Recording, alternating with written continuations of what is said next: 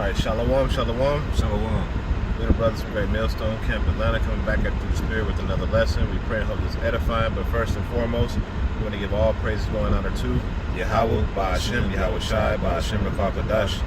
Double honors to our elders and the apostles of Great Millstone who rule and teach well, and peace, love, and salutations to the men out there pushing this word of truth and sincerity.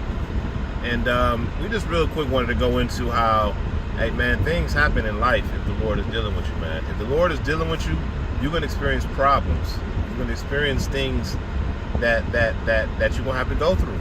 And that's just a lot, of a man of the Lord.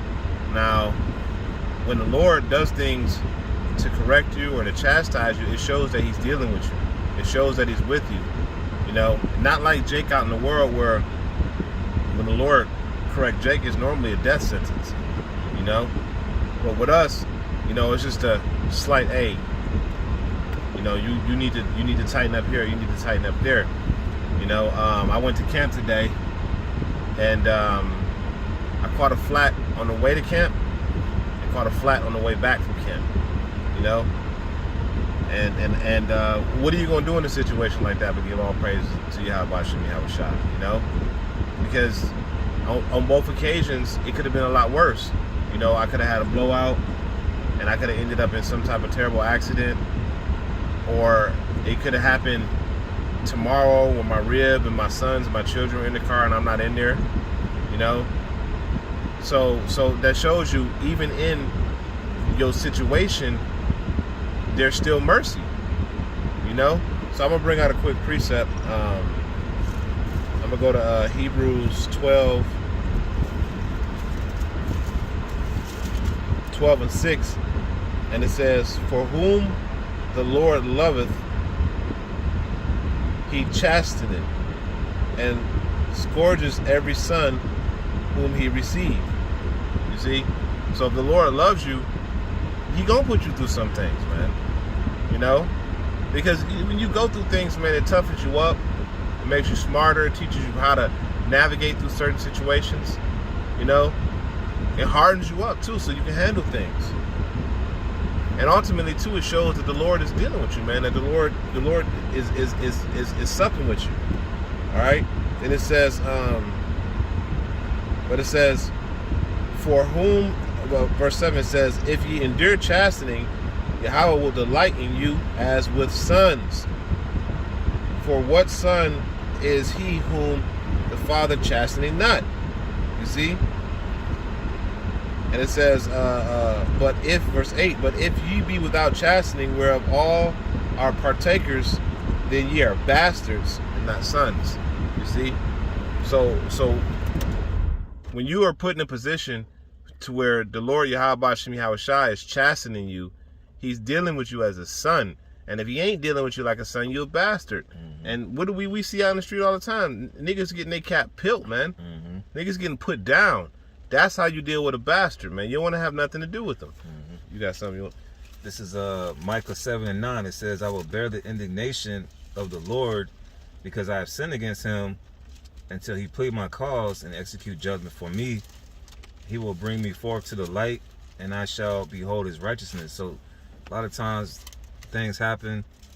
You might go through car troubles, women troubles. You might go through a series of rebukes. Ailments, but we have to bear it because we have sinned against the Lord. This is these are our judgments, and we rather get these judgments in small time, like the brother said, than these jakes out here that are getting shot down, doing football numbers, catching all types of hell. So we have to look at it and take it cheerfully, like it says in Sirach, the second chapter. Mm-hmm. Okay. I got a precept. This is 2 Timothy 2, and I'm going to start at 1.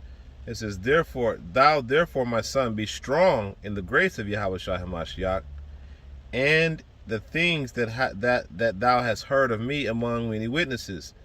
The same committeth thou to faithful men, who shall be able to teach others also." So the shit that we go through, man, the things that the Lord put us through, we need to get through this, so we can teach other men how to deal with this shit, man, when they go through it. Verse 3, it says, "Therefore Thou therefore endure hardness as a good soldier of Yahushua Hamashiach. You see that?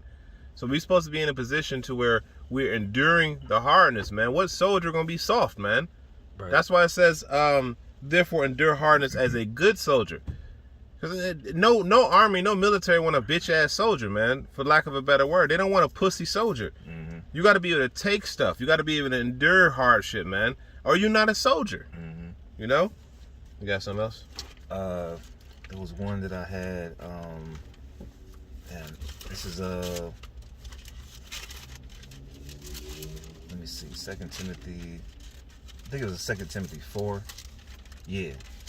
It says, this is 2 Timothy 4:2. It says, preach the word, be instant, in season, out of season, reprove, rebuke, exhort with all long suffering and doctrine. All right, so we have certain exhortations that come through the Spirit, certain rebukes, and it's instant in season, out of season. We're going through these trainings in season, out of season. Today at camp it was raining. We were prophesying in the midst of a tropical storm. When it gets cold, we're gonna be prophesying in 20 degree weather and so on and so forth. So we're going through these trial periods, like the previous scripture said, to be soldiers, man. Mm-hmm. And we see our people now, they all fagged out, soft. You know what I'm saying? Jake get a flat tire, man. He start crying, man. Oh, what's going on, man? I can't, you know what I'm saying? Jake be going through stuff that we go through, but we know why. That's the difference between us and these regular Jakes out here. Not saying that Jake can't get the truth, but we catching hell because we know we sinned against the Lord. These Jakes just think because it's the color of their skin. Mm-hmm. All right? So we spiritually, we know why we go through these certain things, and at the same time, we're being built up because we're going to go through more trials and tribulations. All right? We got the persecution coming up for the saints, but we know how to deal with it, and it builds us up to deal with more and bigger things that's coming down the pipeline. Mm-hmm. Okay. I got one more precept I'm going to bring out. This is Job 38:3, and it says, gird up now thy loins like a man, for I will demand of thee, and answer thou me. So you got to be, man, the Lord said, gird up thy loins like a man. That says a lot. That means that men are supposed to be austere. Men are supposed to be hard. Mm-hmm. Men are supposed to be able to deal with stuff, man. Deal with devastation. Here it is in the book of Job. Job is going through hell, man. Done lost everything. Mm-hmm. He done lost his children. He done lost his daughters. He done lost his fortune. He done lost his house. He's a bum out in the street. Now he got boils on his skin. He's scraping his skin with a pot, to try to get some type of relief from the boils. And what the Lord tell him? Gird your loins up like a man.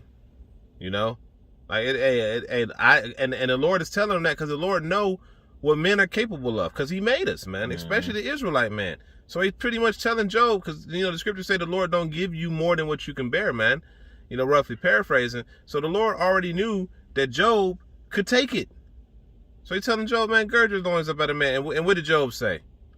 And then Job went to go send up roughly paraphrasing prayers for the two that came to him and was spitting that nonsense to him, man. Mm-hmm. And Job was the one that was afflicted. You see? So that just goes to show you how when you a man of the Lord and you truly a man of the Lord, and the Lord has high expectations of you, man. High expectations. And even though you catching hell, and the Lord like, bro, I made you to where you can bear that, to where you can stand that, man. So what you doing? What you crying about, So that's why you got to take your chastening serious, cheerfully, move through it, and use it as a tool to strengthen you, man. Mm-hmm. So that was pretty much all I got, unless you had something else. Just one more in Sirach. This is Ecclesiastes chapter 2, verse 1. My son, if thou come to serve the Lord, prepare thy soul for temptation. Verse 2, set thy heart aright and constantly endure, and make not haste in the time of trouble. All right, when you get into these certain things, hey, don't be hasty, man. Don't be like the world and start, woe is me and why is this happening? Verse 3, cleave unto him and depart not away, that thou mayest be increased at the last end. And here's the point in verse 4, whatsoever is brought upon thee, take cheerfully and be patient when thou art changed to a lower state.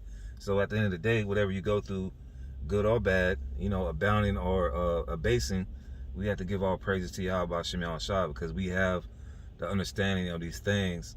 And like the brother said earlier, we're gonna have a time. It's gonna be a period where men are gonna come in, and we're gonna have to teach them these things. We're gonna have to give them these scriptures that we mentioned in these lessons to come from men that's coming in. You know, we're gonna have more brothers that's coming into the faith. You know. All right, so pretty much that was it. We're gonna end it off by giving all praise, glory, and honor to Yahweh, Ba'ashem, Yahweh Shai, Ba'ashem, Rachel Kodash. Also, double honors to our elders and the apostles, Millstone, who rule and teach well. And to the next time, I Shalom. Shalom.